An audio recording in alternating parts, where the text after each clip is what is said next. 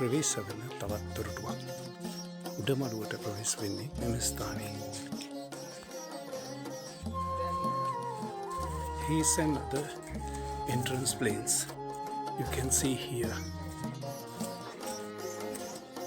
සඳ වතුරක් සේමෙත් සොමි ගුණේනා දිව මතුරක් සේ තුඩ තුඩ රඳනා සමිඳුනි ඔබ වේවා පියුම් ගොමු හදවිල් ජලයේ කන්න තිස්සරජු විසින් මෙම අම්බස්තල චෛත්‍ය හෙවත් සේල චෛත්‍ය ඉදිකරවූ බව ඉතිහාසය සාක්ෂි දරයි.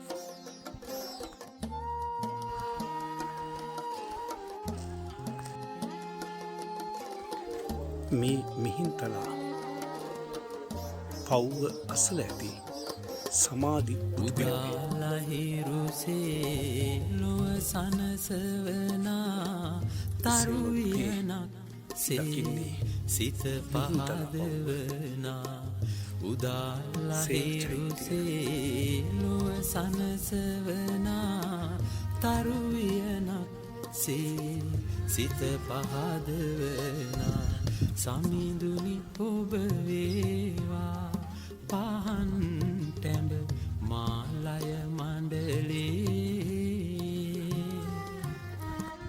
සඳ වතුරක් සේමෙත් සොමි ගුණේනා දිව මතුරක් සේ තුඩ තුඩ රඳනා සමිඳුනි ඔබ වේවා